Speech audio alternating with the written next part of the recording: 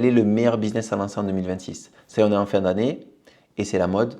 Tous les réseaux, LinkedIn, Instagram, YouTube, on commence à voir apparaître toutes ces, quelle est, toutes ces vidéos ou ces posts avec le titre « Quel est le meilleur business à lancer en 2026 ?» Qu'est-ce qui va changer dans l'IA en 2026? Ce qu'il faut surtout faire en 2026 pour ne pas rater sa vie, etc. etc. Et j'ai envie de dire que c'est souvent, ça attire le clic, mais si on est attiré par ce type de clic, malheureusement, c'est qu'on est souvent dans la mauvaise direction. En fait, on est un peu comme une voiture sans GPS. On avance, mais dans la mauvaise direction. Et le problème, c'est que si j'avance et surtout vite dans la mauvaise direction, eh bien, je vais plus vite cogner un mur, tout simplement.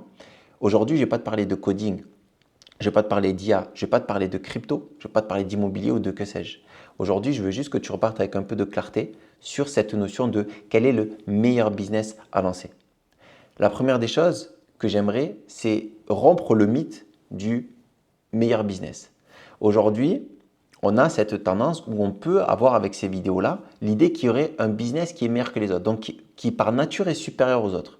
Mais moi, j'arrête tout de suite en disant, ben, si je regarde d'un point de vue pécunier financier, il y a des gens qui sont dans la plomberie, qui sont dans l'artisanat, qui sont dans, je ne sais pas moi, le recrutement et qui sont des millionnaires. C'est-à-dire qu'ils ont fait des millions avec cette activité-là. Et à contrario, il y a des gens qui sont fauchés dans le domaine de l'intelligence artificielle ou dans le domaine de la crypto ou du trading, voire même surendettés. Donc si déjà on dit qu'il y a un meilleur business par rapport à l'argent, on voit bien que ce n'est pas une vérité absolue puisqu'il y a des gens dans des domaines qui en apparence pourraient paraître moins, on va dire, moins attractifs d'un point de vue financier, gagnent bien mieux leur vie que d'autres qui sont dans des domaines qui en apparence sont très attractifs niveau financier. Donc la première question c'est, et ce ne sera jamais le business en lui-même. La problématique n'est pas le business, mais un business est porté par un humain. Donc c'est quel humain pilote ce business qui va le rendre plus ou moins attractif, bankable, rentable, etc. Donc ça, c'est la première des points, la première des questions. Donc, la première chose, c'est pas de se dire qu'est-ce qui marche, c'est pour qui ça marche. Parce que comme j'ai dit dans un premier point, là c'est que d'un point de vue pécuniaire financier. Et si je parle d'un point de vue le meilleur business au niveau de l'épanouissement, pareil, on pourrait se dire un domaine où c'est plus humain, où je suis plus en contact avec la nature, c'est là où je vais être plus épanoui. Là aussi, c'est faux. Il y a des gens qui sont parfaitement épanouis dans des buildings à Dubaï à travailler sur de l'IA. Et il y a des gens qui sont totalement désalignés dans des métiers ultra-humains comme être professeur, dans le domaine de la formation, des coachs, des thérapeutes, des psychologues. Donc dans des domaines où on est censé être au contact de l'humain quotidiennement, il y a des gens qui ne sont pas du tout épanouis. Il y a des gens qui travaillent dans le domaine de la nature qui ne sont pas du tout épanouis. Donc il n'y a pas de vérité absolue. Il n'y a absolument pas de vérité absolue dans quel est le meilleur business à lancer. Il y a plutôt pour qui ça marche et est-ce que ça marche pour moi ou pas. Donc la question à se poser, ce n'est jamais qu'est-ce qui marche, parce que comme je l'ai dit, on peut gagner de l'argent dans tous les domaines, on peut s'épanouir dans tous les domaines. La question, c'est qui s'épanouit, qui fait de l'argent dans ces domaines et est-ce que moi, je suis cette personne-là? Est-ce que moi, je suis la personne qui va m'épanouir, faire du revenu dans cette activité-là ou pas? Donc la vraie question, ce n'est pas quel est le meilleur business, mais c'est dans quel type de game, moi, je suis le plus aligné. C'est ça la vraie question. La vraie question, c'est que beaucoup de personnes se tournent vers l'extérieur. Donc, ils regardent à l'extérieur d'eux. Ah, c'est quoi les meilleurs business en ce moment? C'est quoi la tendance? Donc, comme j'ai dit, ils sont sans direction. Ils bougent à droite à gauche parce qu'ils s'ignorent eux-mêmes. Donc, en s'ignorant eux-mêmes, ils cherchent à l'extérieur quelles vont être les réponses. Alors que le seul business qui fonctionne et qui est le plus périn, c'est de partir de soi. C'est partir de soi pour construire son business. Ce n'est pas partir du marché pour se construire soi. Ça ne fait aucun sens. C'est comme ça qu'on crée le meilleur des business. On part de soi, de son intériorité, de qu'est-ce qui résonne avec nous, de là où on est le plus fluide, là où on est le meilleur pour ensuite construire un business dans ce domaine-là. Et après, dans tous les domaines, à partir du moment où je suis aligné, où je suis à l'endroit où je suis très bon, dans tous les domaines, je vais pouvoir réussir. Absolument tous les domaines. Il n'y en a pas un qui ne marche pas de manière absolue, un business. OK? Sauf, je ne sais pas, si vous voulez vendre je sais pas moi, du sable dans le désert. Bon, mais si vous voulez vendre du sable dans le désert, c'est sûr que ce n'est pas un domaine dans lequel vous allez forcément réussir parce que là, vous allez vous confronter à la réalité du marché. Donc ça, on est bien entendu aligné là-dessus. Donc, la question, comme j'ai dit, ce n'est pas quel est le meilleur business, c'est dans quel type de business je suis le plus aligné. Et là, j'aimerais vous donner justement peut-être des questions à vous poser. C'est, par exemple, il y a des personnes qui vont venir et qui vont dire, voilà, moi, j'aime beaucoup aider les gens et j'aime bien écouter les gens, alors j'ai envie de me lancer dans le domaine du coaching. Moi, j'aime bien les chiffres, alors j'ai envie de me lancer dans le domaine de la finance. Moi, j'aime bien ceci et donc cela.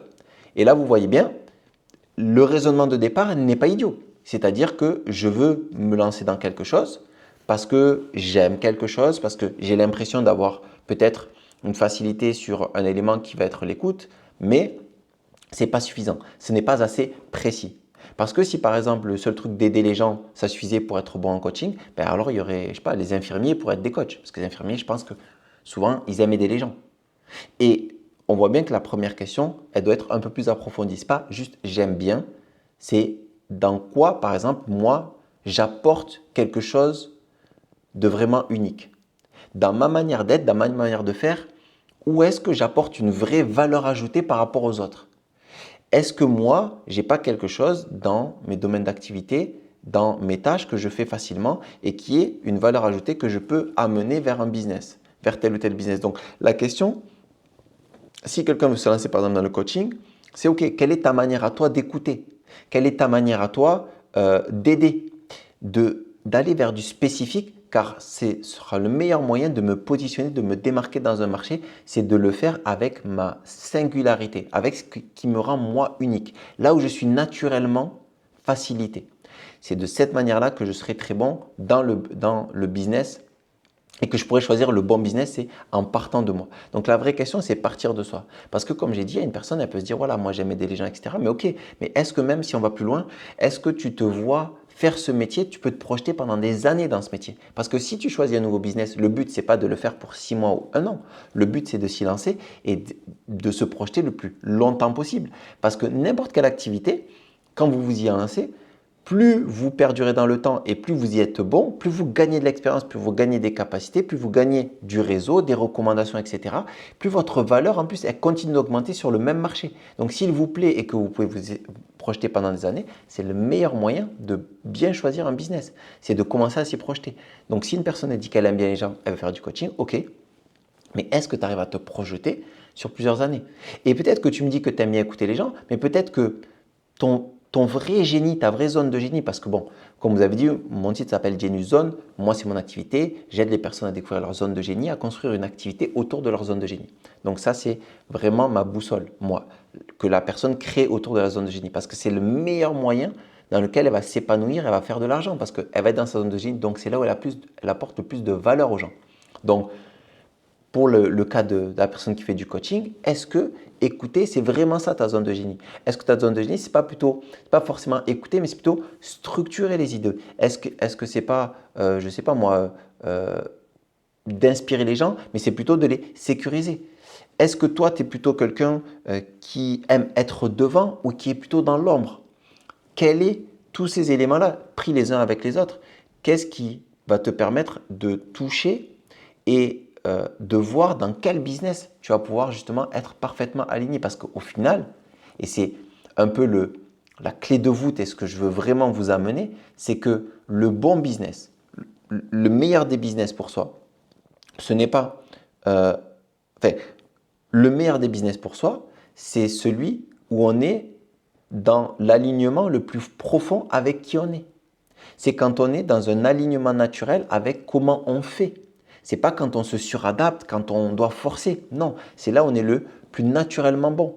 Ce n'est pas le meilleur des business, c'est là où on est fluide, c'est là où on est naturellement bon. Ce n'est pas juste un costume que l'on endosse le temps du boulot. C'est pas le bon moyen de trouver son business. Surtout à nos époques où on va dire dans des domaines où l'entrée elle est facile, comme le coaching, comme l'IA, etc., parce que tout le monde peut s'y lancer très facilement parce que ça ne demande pas d'avoir un doctorat, eh bien, il y a beaucoup de monde qui se lance, donc il y a beaucoup de concurrence. Et la seule manière de se démarquer, c'est de le faire si je suis vraiment bon naturellement et comment je suis bon dans ce domaine-là pour me démarquer, être spécifique dans mon approche, dans mon offre. Donc pour terminer, moi je voudrais juste terminer avec, j'aime bien donner des indications, selon moi, de comment on peut faire justement pour trouver son bon business. Et comme vous l'avez compris, moi je suis quelqu'un qui se base sur là où je suis naturellement bon, là où je suis naturellement aligné, là où ça fait du sens pour moi, là où je prends du plaisir. Quand il y a tout ça cumulé, là je suis sur le bon business parce que je suis sur un business où je vais être bon, donc je vais pouvoir générer des revenus. Je suis sur un business où il y a du sens, donc je peux me projeter sur le long terme. Et aussi, il y a du plaisir. Donc, plaisir plus sens, c'est facile de faire quelque chose qui me plaît, qui a du sens. C'est beaucoup plus simple que de faire quelque chose où je vais juste vouloir gagner de l'argent. Donc, numéro un, la question à se poser, c'est dans quoi est-ce que je suis fluide? Quand je regarde mes activités de vie, je liste par exemple dans ma vie, si je me pose là, si je n'arrive pas à le faire, je prends le pro, je liste mes tâches, mes activités et je regarde. Dans quoi j'arrive à avancer le plus vite, à être super attentif, à être au focus? Dans quoi je progresse très facilement quand je m'y mets? Euh, Là où je me fatigue le moins, là où quand je fais quelque chose, je me sens énergisé. Ça, c'est la première des choses. Essayez de repérer les activités, les tâches dans lesquelles vous ressentez cela. Parce que ça, c'est un indicateur de probablement votre génie et qui va vous permettre aussi de trouver cette orientation de l'activité qui serait la plus ou moins apte. Et si vous avez déjà identifié une activité, je ne sais pas, par exemple, vous dites par exemple, moi ça va être l'IA, ok, mais moi, quand je fais de l'IA, c'est quoi qui me plaît? Est-ce que c'est plus faire des prompts? Est-ce que c'est plutôt, ou même dans le prompting, comment je prompte? Qu'est-ce que j'aime prompter? Quel sujet j'aime aborder pour justement venir être beaucoup plus spécifique? Pareil dans le domaine de la formation. Ok, moi, est-ce que je suis plutôt sur des formations qui sont plutôt très courtes, très intenses? Est-ce que je suis plutôt sur du long terme? Est-ce que j'aime bien les concepts, les théories? Est-ce que je préfère plutôt les exemples? Est-ce que je suis plutôt éloquent? Est-ce que j'ai besoin, etc., etc. Est-ce que j'ai besoin d'interagir avec les gens ou est-ce que je peux faire du e-learning? Voilà, toutes ces questions-là. Où est-ce que je sens que je suis le plus en énergie dans telle ou telle activité? Comme ça me donne une indication déjà vers là où je peux me tourner. Deuxième question, c'est quand je me pose la question sur les causes qui me parlent, sur les sujets qui me parlent, sur les problématiques qui me parlent, sur laquelle je pourrais me projeter et la servir pendant très longtemps. Est-ce que c'est plutôt, par exemple, moi, mon gros kiff, c'est justement les personnes qui sont ambitieuses, qui ont envie de devenir les héros de leur vie, qui ont réellement cette envie d'exploser les plafonds de verre, mais de le faire en étant parfaitement aligné avec qui elles sont, dans leur manière de faire, dans leurs valeurs, dans leur spiritualité, et qui ont vraiment envie d'aller très haut dans ce qu'ils font. Moi, c'est plutôt les personnes que j'aime aider. Et ça me prend, entre guillemets, aucun effort et je pourrais le faire toute ma vie.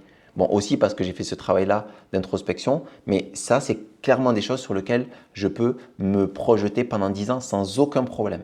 Donc, est-ce que vous avez un problème, une problématique, une cause dans laquelle vous pourriez vous projeter pendant 5-10 ans?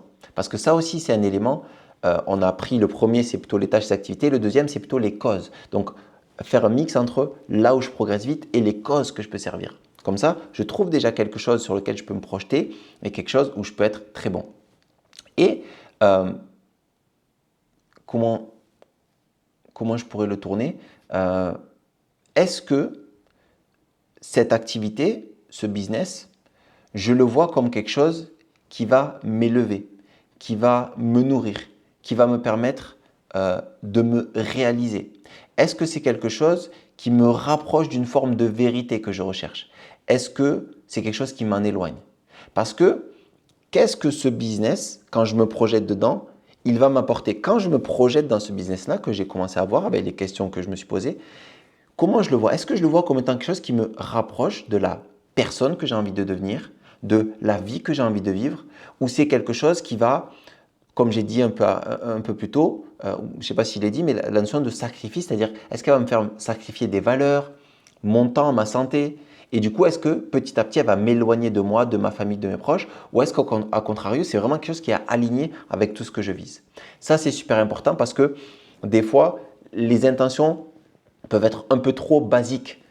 J'interroge la surface de mes intentions et donc je ne vais pas en profondeur sur mes intentions. Quand j'interroge profondément mes intentions, eh bien, je peux voir si c'est quelque chose, le business vers lequel je vais, qui est en train de m'élever, qui est en train de m'endurcir, qui est en train de me rapprocher de ce que je veux comme version de vie et pas de m'en éloigner. Et même aligné à ma spiritualité.